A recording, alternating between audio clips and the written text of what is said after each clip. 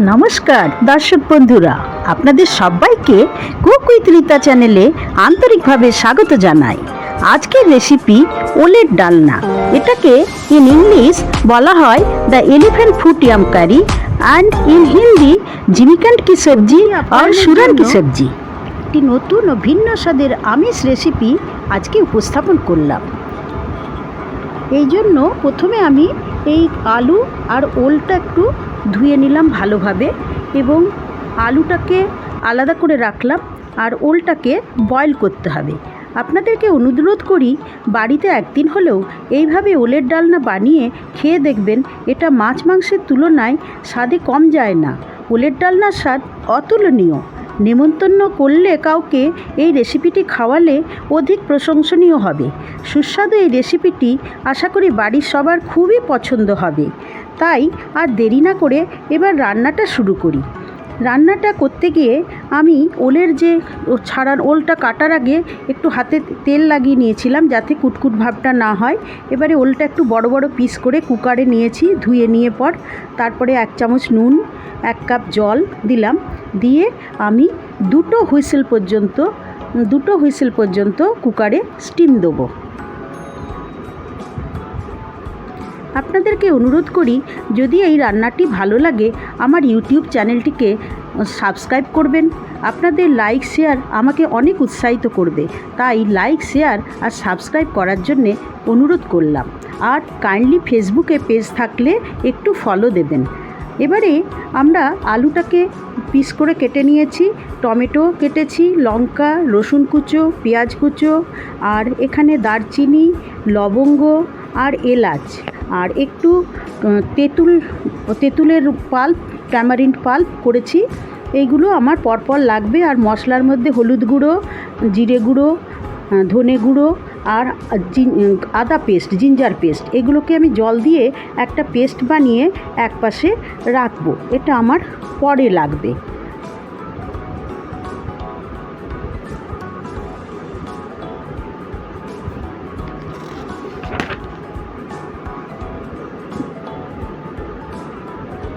আমি এখানে 500 গ্রাম ওল নিয়েছিলাম আর 5টি মাঝারি সাইজের বড় আলু নিয়েছিলাম।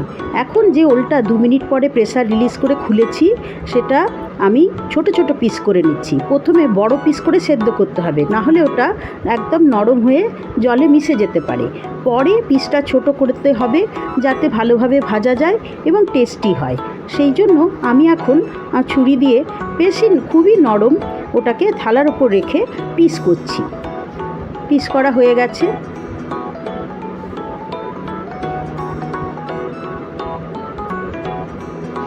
এবার কড়াইতে আমি 4 চামচের মতন তেল নিয়েছি, মাস্টার্ড অয়েল, আর হিটটা আমি মিডিয়াম ফ্লেম করলাম। তেলটা গরম হওয়ার সাথে সাথে আমি 3-4টে টুকরো করে একসাথে ওলের টুকরো দিয়ে ওলের টুকরোগুলো ভাজতে শুরু করেছি।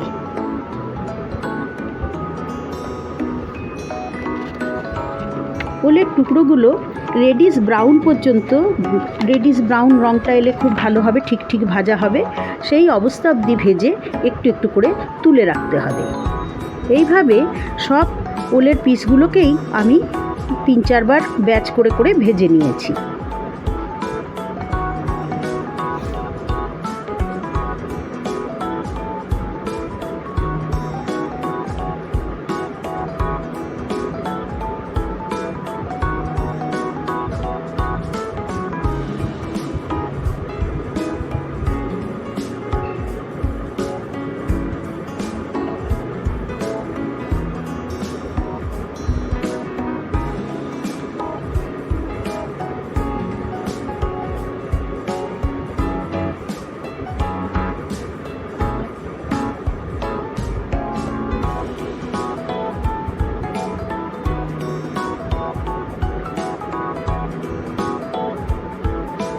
আপনারাও এইভাবে রান্নাটা করে আমাকে কমেন্ট দেবেন, জানাবেন কেমন হলো।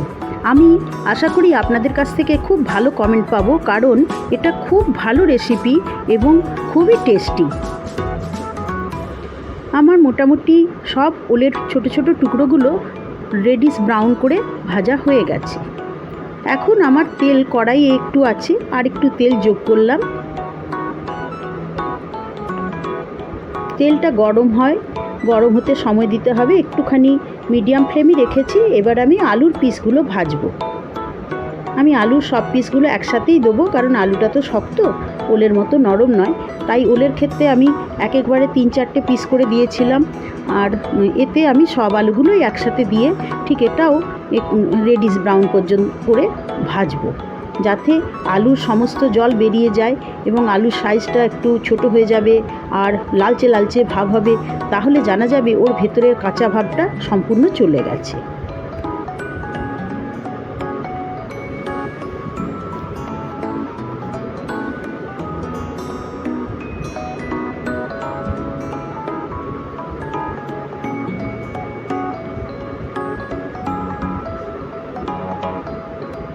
আমি ফ্লেমটা মিডিয়াম রেখেছি। বেশি হাই ফ্লেমে করলে বাইরের দিকটা লাল হয়ে যাবে, ভেতরটা কাঁচা থাকবে। তাই রান্নাটা আমি মিডিয়াম ফ্লেমেই করেছি। একটু নুন দিলাম যাতে আলুর মধ্যে নুনটা ভালোভাবে যায়। একটু হলুদ দিলাম, দেখতে ভালো লাগবে।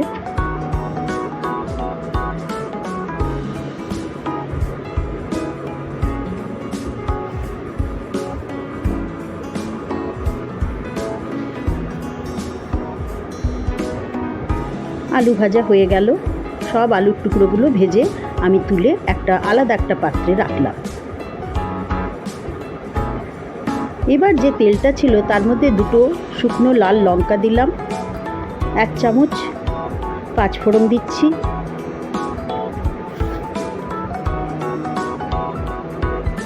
এবারে গরম মশলা, সিনামন, দারচিনি, লবঙ্গ, এলাচ এগুলো তেলে দিলাম। একটু নাড়াচাড়া করতে হবে। এরপরে আমি রসুন টুকরোটা দেবো। রসুন টুকরোটা একটুখানি ভাজতে হবে যাতে রসুনের গন্ধটা চলে যায়। তারপর আমি পেঁয়াজটা অ্যাড করব। আমি একসাথে দিইনি, রসুনটা একটু নাড়লেই রসুনের ভালো ভাজার গন্ধ বেরোয়।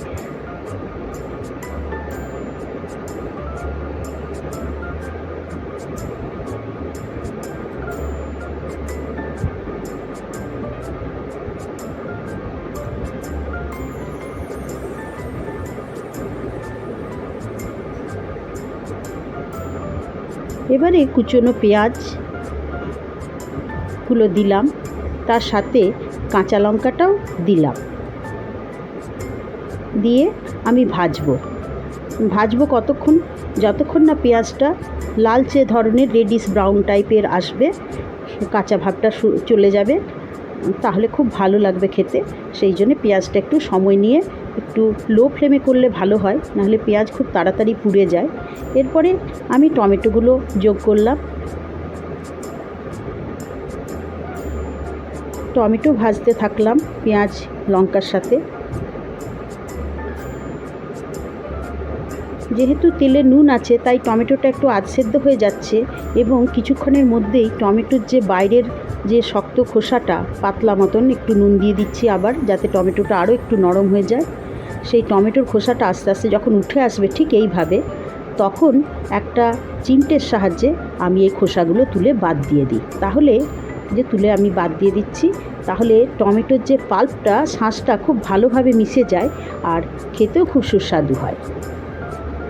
এখন আমি আরও একটুখানি এটা ভাজবো যতক্ষণ না টমেটোটা, পেঁয়াজ সবগুলো মিশে যায়। টমেটোটা আরও ভালো করে নরম করে, যত ওর যে শক্ত ভাবটা সেটা পুরো চলে যাবে যদি আমি খুন্তি দিয়ে আরও ছোটো ছোটো একটুখানি করে চাপ দিয়ে পিস করে দিই। তো সেইভাবে আমি পিস করে টমেটোটাকে একটু ভালো করে পেঁয়াজের সাথে ভাজছি। এর মধ্যে তো নুন চিনি আছেই, টমেটোটা খুব শীঘ্রই নরম হয়ে যাবে এবং গলে মিশে যাবে। মোটামুটি পেঁয়াজটা আমার ভাজা হয়ে এসছে এখন। এবারে আমি যে মশলাটা রেডি করে রেখেছিলাম জল দিয়ে, ধনে গুঁড়ো, জিরে গুঁড়ো, হলুদ গুঁড়ো, একটু লঙ্কা, আদা পেস্ট, সেইটাকে আমি যোগ করলাম। যোগ করে এবার আমি মশলাটা ভাজতে থাকবো। ততক্ষণ ভাজবো যতক্ষণ না মশলাটা আমার তেল ছেড়ে দেয়।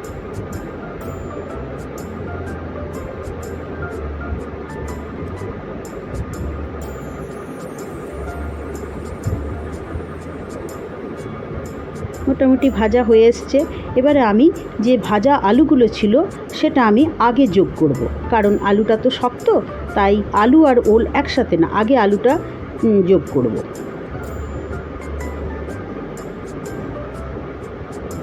এবার আমি সমস্ত মশলা, আলু এগুলো একটু নাড়াচাড়া করে ভালো করে ভাজছি, যাতে মশলাটা আলুর মধ্যে ঠিকঠাক ঢুকে যায়।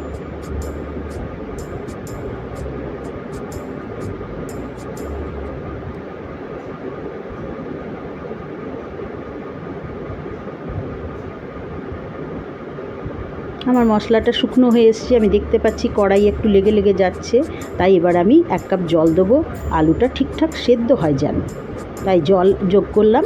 এবং এটা আমি একটু নাড়াচাড়া করে জলটা যেই ফুটে উঠবে একটা ঢাকা দেবো, ঢাকা দিলে একটু সেদ্ধটা তাড়াতাড়ি হবে, তো তাই আমি ঢাকা দিয়ে দিচ্ছি। ঢাকা দিলে আমার টাইমটাও একটু কম লাগবে।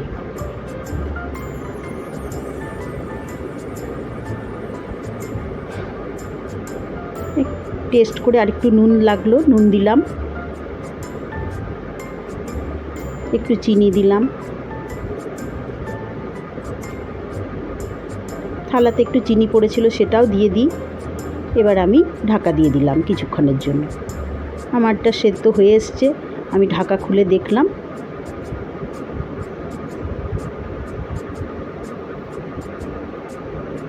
এবার আমি ওলের টুকরোগুলো যুক্ত করলাম, যেগুলো ভেজে তুলে রেখেছিলাম। যখন মোটামুটি আলুটা প্রায় সেদ্ধ হয়েই গেছে, সেই সময় ওলেরটা দিতে হবে, কারণ ওলটা তো নরম, বেশি আগে থেকে দিলে ওটা গলে যেতে পারে।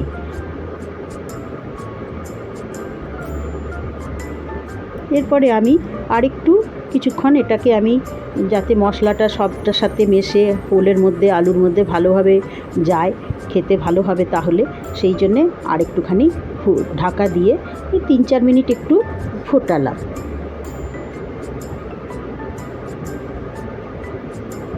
হয়ে গেছে। এবার আমি তেঁতুলের যে পাল্পটা করে রেখেছি সেটা দিচ্ছি, কারণ অনেক সময় ওল খেলে কুটকুট করে, তো সেই ইচিনেসটা গোছানোর জন্যই একটুখানি টক দিতে হয়। তেঁতুল না থাকলে আপনারা লেবুও দিতে পারেন। Thank you for watching. আমার কারি রেডি।